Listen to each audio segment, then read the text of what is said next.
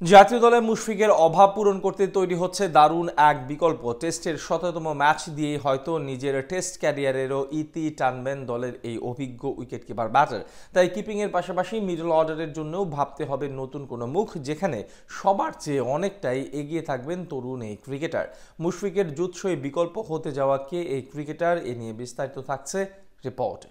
ক্যারিয়ারের প্রায় গোধূলি প্রান্তে উপস্থিত মুশফিকুর রহিম নিজের ১০০তম টেস্ট ম্যাচ দিয়েই হয়তো বাকি দুই ফরম্যাটের মতো সাদা পোশাককেও বিদায় জানাবেন তিনি। এদিকে শ্রীলঙ্কার গল স্টেডিয়ামে নিজের ৯৭তম টেস্ট ম্যাচে দীর্ঘদিন পর বড় রানের ইনিংসে প্রত্যাবর্তন করেছেন দলের এই উইকেট কিপার ব্যাটার। যদিও কিপিংটা এখন আর নিয়মিত করেন না তিনি। জাতীয় দলের জার্সিতে ব্যাটিংটাও হয়তো দেখার সুযোগ হবে না আর খুব বেশি সময়। দলের অভিজ্ঞ এই ক্রিকেটারের বিদায়ের পর তার জায়গায় কে হবেন জুৎসই বিকল্প, এ নিয়ে প্রশ্ন থাকা অবান্তর নয়। তবে কঠিন এই প্রশ্নের উত্তরে রীতিমতো আশার আলো হতে পারেন তরুণ এক ক্রিকেটার। দলের জন্য মুশফিকের বিকল্প হিসেবে তৈরি হওয়ার পথে অনেকটাই এগিয়ে গেছেন তিনি। এমনকি তার পছন্দের ক্রিকেটারও মুশফিকই। বলছিলাম দেশের ঘরোয়া ক্রিকেটে চমকের ঢালি সাজিয়ে বসা তরুণ ক্রিকেটার অমিত হাসানের কথা। মুশফিকের অবসরের পর তার বিকল্প হওয়ার যোগ্য দাবিদার হতে পারেন তিনি।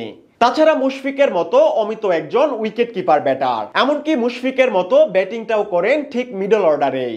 ঘরোয়া ক্রিকেট মাতানো ২৩ বছর বয়সী এই ক্রিকেটার বর্তমানে পা রেখেছেন বাংলাদেশ এ দলেও, যেখানে সাদা পোশাকে এখন পর্যন্ত ৪টি ম্যাচ খেলা হয়েছে তার। এর মধ্যে সবশেষ নিউজিল্যান্ড এ দলের বিপক্ষে ২টি এবং গেল বছর পাকিস্তান শাইন্সের বিপক্ষে খেলেন ২টি ম্যাচ। আর এই দুই সিরিজেই অর্ধশতকের ইনিংস খেলেন ২টি করে, যেখানে নিউজিল্যান্ডের বিপক্ষে ৬৭ আর শাইন্সের বিপক্ষে ছিল ৭১ রানের ইনিংস। সব মিলিয়ে ৮ ইনিংসে ৩২.৭১ ব্যাটিং করে তার সংগ্রহ ২২৯ রান। তাছাড়া ঘরোয়া ক্রিকেটেও অমিতের পারফরমেন্স রীতিমতো প্রশংসা করার মতো। এখন পর্যন্ত ৩৪ ম্যাচে তার সেঞ্চুরি সংখ্যা ৯টি, পাশাপাশি ব্যাটিং গড় ৫৩.৭৪ এবং রান সংখ্যা ২৬৩৩। এছাড়া জাতীয় ক্রিকেট লিগ কিংবা বাংলাদেশ ক্রিকেট লিগেও বড় ইনিংস খেলার কৃতিত্ব আছে তার দখলে, যেখানে সবশেষ জাতীয় লিগেই ২১৩ রানের ইনিংস খেলেন সিলেটের এই কাপ্তান। এই আসরে আরো এক সেঞ্চুরির পাশাপাশি ৫টি হাফ সেঞ্চুরিও করেন তিনি।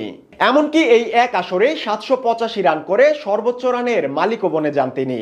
এছাড়া সাদা বলের ডিপিএলে ১ সেঞ্চুরি আর ৩ হাফ সেঞ্চুরিতে করেন ৬১৪ রান, যা আসরটির চতুর্থ সর্বোচ্চ।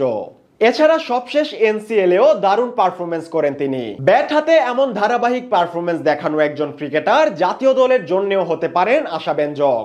আর সেটা যদি মুশফিকের জায়গায় হয় তাহলে সেটা আরো বেশি উপযুক্ত, কেননা ক্রিকেটের মাঠে দুজনের রুলটা মূলত একই সূত্রে গাঁথা, আর সেটা হলো দুজনেই উইকেট কিপার এবং মিডল অর্ডার ব্যাটার।